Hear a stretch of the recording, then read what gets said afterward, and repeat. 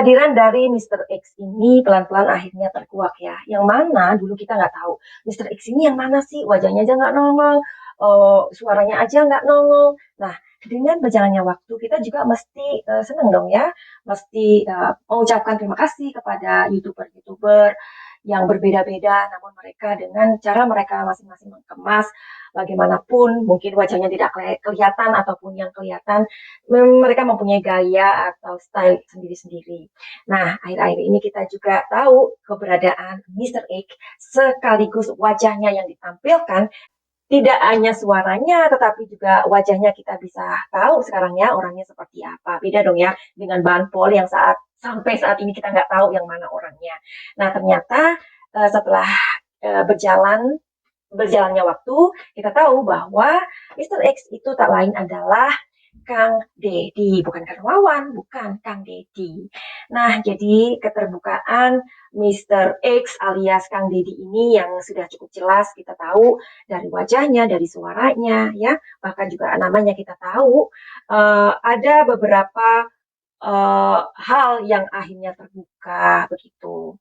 Jadi terima kasih buat youtuber-youtuber yang sampai hari ini mempunyai semangat untuk mengawal juga youtuber-youtuber baru yang memang memberikan sebuah energi yang besar ya dengan langsung menanyakan kepada para saksi tersebut. Dan ini memang benar-benar memberikan sebuah sedikit clarity ya, atau sebuah kejelasan dari kasus Subang ini. Mudah-mudahan, amin. Nah, menurut Kang Deddy ini kan adalah orang yang sudah dikecewakan dengan si A. Yoris, ya kan?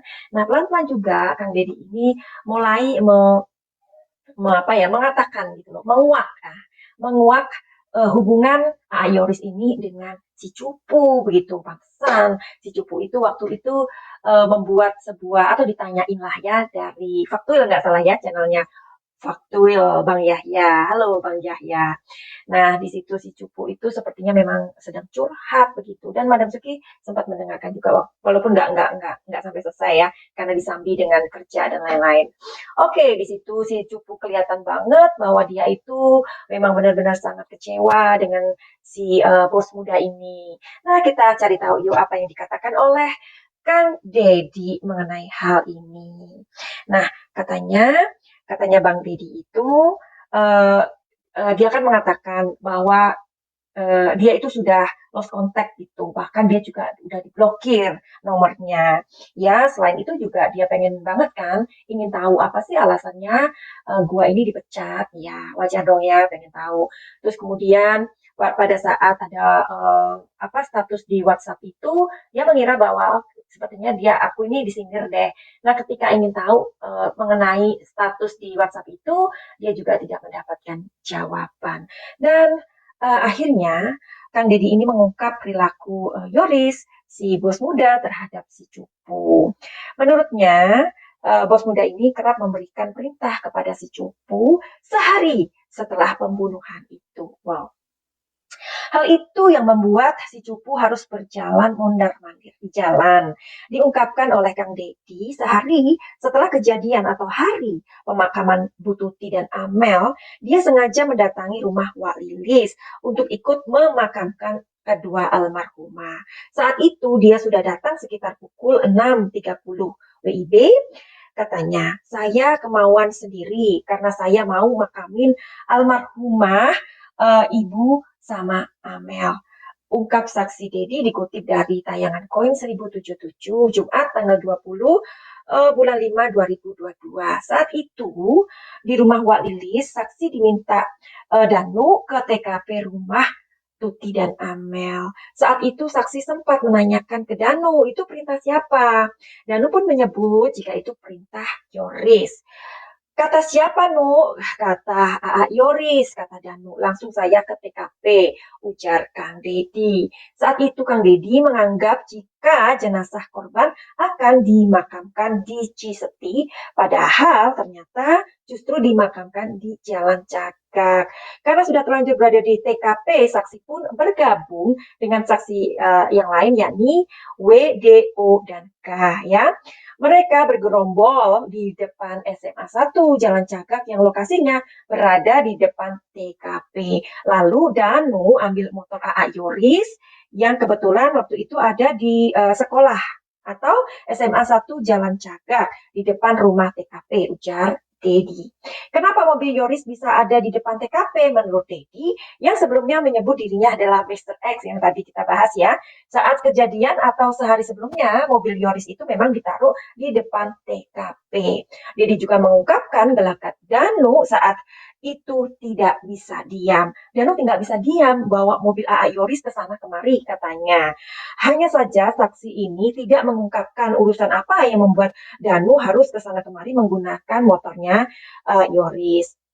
Lalu saat diminta pendapatnya tentang sok-sok Danu, Dedi ini mengungkapkan hal yang tidak terduga maksudnya. Maksudnya apa ya? Dedi ini menyebut katanya dan itu kasihan banget gitu karena selalu disudutkan dalam kasus ini. Ya iyalah, gimana nggak disudutkan ya kalau kita bisa mengerti situasi dan kondisinya pada saat itu ya. Bila mana anak dan bapak saling tuding, akhirnya kalau saling menuding, akhirnya tunjuk yang lain akan menunjuk yang lain dan itu terjadi kepada Danu. Ini apa yang diungkap oleh Kang Dedi ya sebagai Mr. X yang akhirnya kita mengetahui siapakah dia.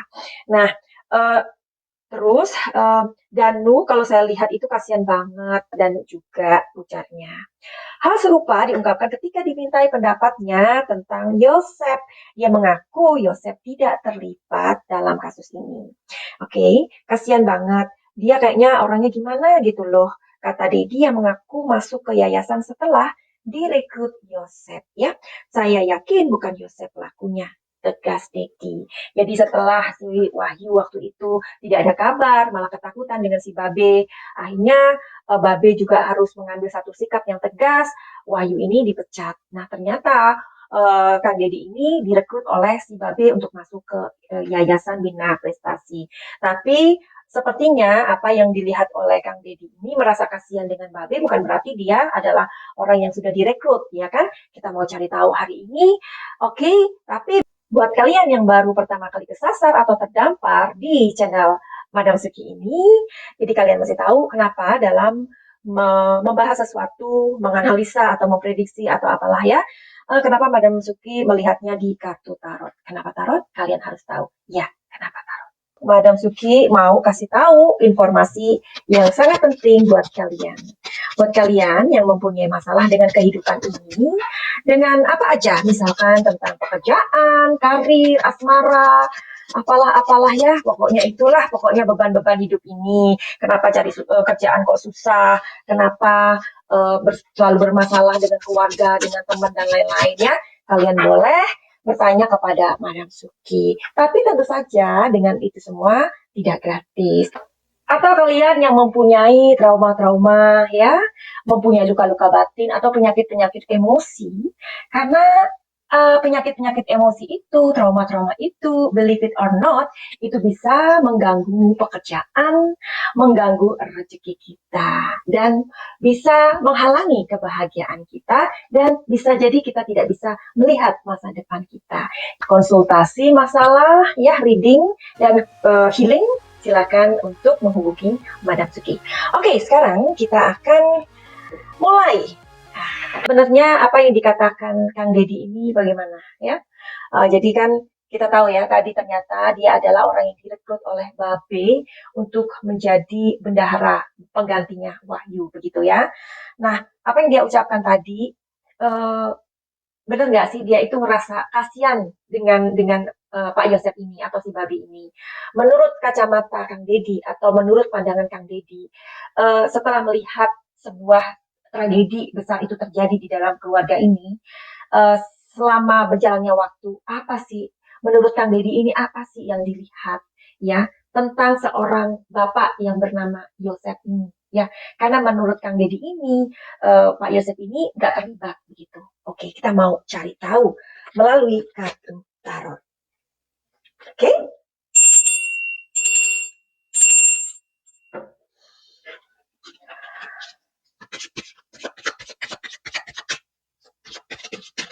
oke. menurut Kang Deddy ya, menurut pandangan Kang Deddy tentang seorang Yosef. Ya, oke. Nomor 26.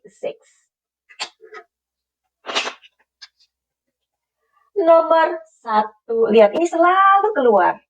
Benar apa enggak? Ibu dan anak ini, ya. Dan terakhir, nomor 17. Ya. Ini punten ya, Kang Deddy. Madam Suki mau lihat. Menurut Kang Deddy, apakah menurut kacamata Kang Deddy ketika melihat seorang ayah yang bernama Yosef, ya? Nah, menurut Kang Deddy, menurut kacamata Kang Deddy, Pak Yosef ini atau Babe ini adalah orang yang sopan. Nah, kan berbeda dengan apa yang dianggap oleh deterjen selama ini. Ya, katanya Pak si Babe itu ngomongnya belepotan atau nggak sesuai yang apa ya, dia bisa ngomong kayak berbunga-bunga gitu kan. Itu kan maksudnya apa sih? Itu darah gitu loh. Kok bisa dibilang berbunga-bunga? Ya kan? Nah, itu kan nggak make sense dengan kita. Tapi menurut pandangan Kang Deddy, si Babe ini adalah orang yang sopan, ya. Sopan itu bisa banyak hal ya, berarti orang yang bisa penuh perhatian atau apalah ya. Jadi memang kita nggak bisa menilai buku itu ketika kita melihat sampulnya doang, ketika nggak melihat isinya. Sama seperti deterjen yang awal-awal Madam Suki dengan gayanya seperti itu ya, banyak sekali dibully ya, tetapi tidak melihat isi dari apa yang aku bawakan. Ya, itu normal banget ini ya. Oke. Kemudian, uh, menurut Kang Deddy, sosok si Babe ini adalah orang yang mencintai keluarganya, anak istrinya. Menurut Kang Deddy, dia kehilangan istrinya kok, istri tuanya. Ya, kebetulan aja si Babe itu punya 2 istri, kan begitu. Nah, jadi ya ini kata Katu, bukan kata Madam Suki. Oke? Terus di sini Kang Deddy melihat bahwa sebenarnya sosok dari Babi itu adalah orang yang lemah. Lemah itu maksudnya gini loh, dengan kepergian anaknya ini, yang dicintainya dan istrinya ini, ternyata dengan berjalannya waktu uh, sangat kelihatan bahwa ternyata dia itu adalah orang yang lemah gitu loh. Nggak seperti dulu waktu anaknya masih hidup, istrinya masih hidup. Sepertinya dia adalah orang yang tegas, yang kencang, yang ini. Ternyata dengan berjalannya waktu ini, si Babe itu menunjukkan bahwa ternyata dia orang yang lemah, tanpa daya. Ya, oke, ini menarik ya. Terus apa lagi nih? Sekarang si Cupu ya. Menurut Kang Deddy, nah tadi udah dikasih tahu ya di awal bahwa katanya si Danu ini atau si Cupu ini benar-benar kasihan gitu loh. Karena memang disudutkan. Menurut Kang Deddy nih, menurut kacamatanya Kang Deddy, bukan kacamata ya, kacamata. Menurut Kang Deddy, apa sih seorang Cupu ini menurut pandangan Kang Deddy? Kita mau tahu juga hari ini.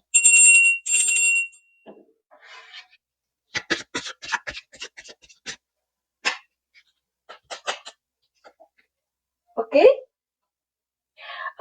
number 7, ya. Ada yang mau keluar nih? Nomor 5 dan once more 31. Oke. Menurut energi kartu ini mengatakan bahwa si Cupu itu adalah orang yang tahu caranya berterima kasih. Makanya kan tadi bilang mundar-mandir. Kenapa sih? Iya kan? Jadi disuruh apa aja, ayo jalan gitu. Jadi dia ini adalah orang yang patuh. Sama kan seperti apa yang Manasuki sudah prediksikan berapa bulan yang lalu, 8 bulan lalu, 5 bulan yang lalu, something like that. Ya. Dan di kartu yang kedua mengatakan bahwa si Cupu ini adalah orang yang memiliki apa ya, harapan bahwa dia cukup meyakinkan saat ini ya, selama ini, bahwa bukan dia orangnya. Dia punya usaha sendiri, si Cupu ini. Ya, itu bagus ya, Cupu. Terus di kartu yang terakhir adalah Kang Deddy merasakan bahwa meskipun si cupu ini adalah orang yang sederhana, tidak punya apa-apa dari keluarga yang sederhana, tetapi di mata Kang Dedi, si cupu ini adalah orang yang terhormat. Nggak mungkin melakukan itu. Gitu. Jadi gimana dong? Ini ada keluarga yang mempunyai masalah berat ya, mempunyai tragedi. Ada orang yang mengatakan deterjen, oh bukan ini, bukan ini, bukan ini. Oh, dari 3 orang ini bukan ini. Jadi siapa dong pelakunya, ya kan? Atau memang 3 orang ini atau orang yang terkait ini tidak melakukan, memang tidak melakukan, tapi hanya sebatas mengetahui. Jadi mudah-mudahan buat keluarga yang supaya ini tidak berlama-lama, ayo sama-sama speak up gitu ya, supaya kebenaran ini muncul ya. Apapun bentuknya, sekarang ini Babe harus berjuang ya, si Cupu harus berjuang, anak sulung harus berjuang, harus sama-sama ya.